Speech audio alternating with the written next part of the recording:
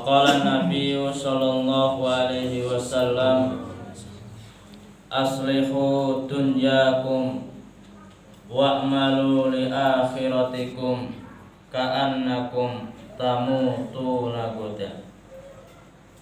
Qala aidan may yuridillahi bihi khairan yufaqihu fiddin wa innama ana qasimun wallahu yu'ti.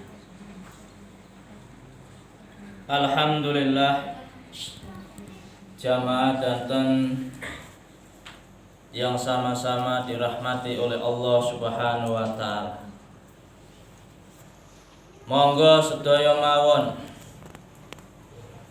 kita tingkataken rasa syukur kita dumateng Allah Subhanahu wa taala kelawan sak temen-temene syukur. Kelawan ngelampaipun perintah-perintah Allah Subhanahu wa taala lan ngedohi larangan-laranganipun Allah Subhanahu wa taala. Dengan penuh keyakinan ora ana kebahagiaan iku maujud, ora ana kemuliaan iku maujud kejaba taat marang Gusti Allah. Lan ora ana kehinaan iku maujud, kesengsaraan iku maujud kelawan bermaksiat kepada Allah Subhanahu wa taala. Maka jamaah salat maghrib yang sama-sama dirahmati oleh Allah Subhanahu wa taala, alhamdulillah untuk saat ini, detik ini, hari ini kita masih diberi nikmat oleh Allah, nikmat yang besar, yaitu nikmat bisa menjalankan satu perintah, yaitu sholat maghrib dengan berjamaah. Maka jamaah yang mulia, dengan berjalannya sholat maghrib ke masjid berjamaah, Allah Ta'ala kata Nabi akan hapuskan dosa-dosa kita. Allah akan angkat derajat kita, dan Allah akan tulis kebaikan untuk kita. Ketika kita sholat maghrib dengan berjamaah di masjid, di mana adzan dikumandangkan, kita akan mendapatkan pahala 27 derajat. Maka ulama mengatakan satu derajat adalah antara langit dan bumi. Bagaimana kalau 20 derajat? Maka sebagian orang sudah merasa cukup, dia sholat masjid di rumah, di toko, di sawah, di kantor dan sebagainya. Yang penting kewajiban saya sudah gugur. Tetapi sangat rugi dan sangat rugi kita kehilangan pahala 20 derajat. Alhamdulillah. Maka dimakan Allah Subhanahu wa taala, kita ini harus paham kenapa Allah Ta'ala hantar kita di dunia.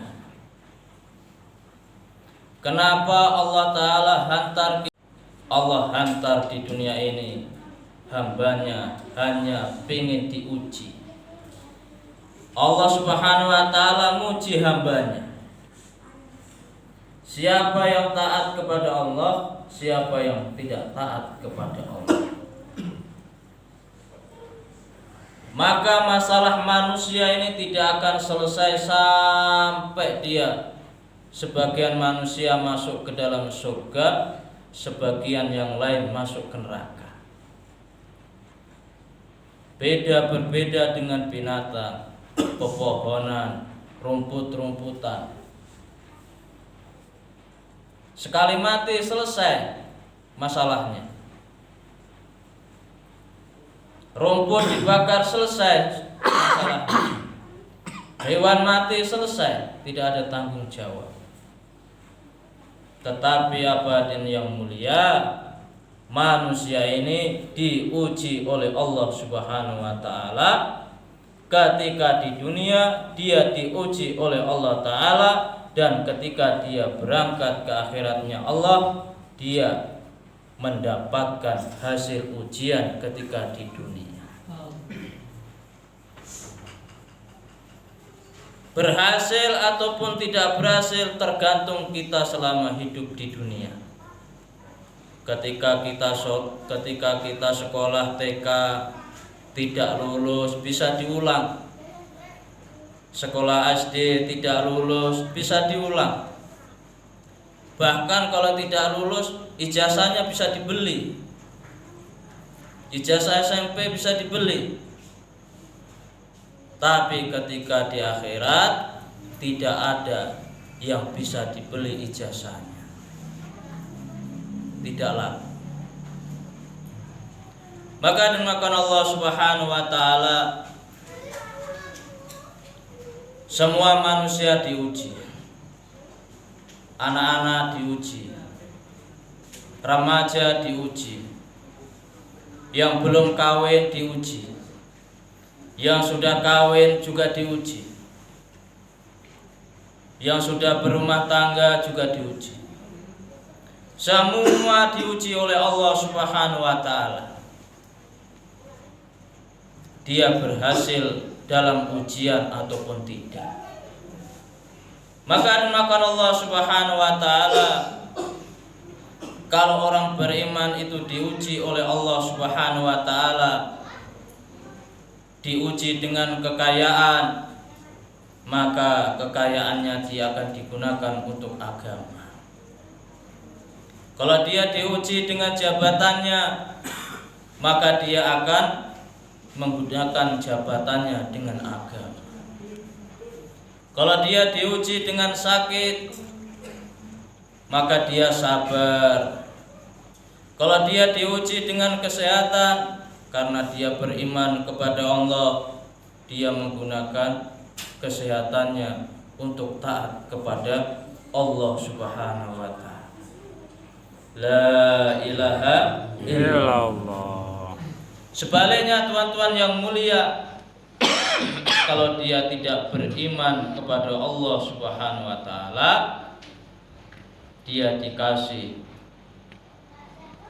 uang yang banyak, maka dia akan buat foya-foya, senang-senang, berfoya-foya mengikuti nafsunya.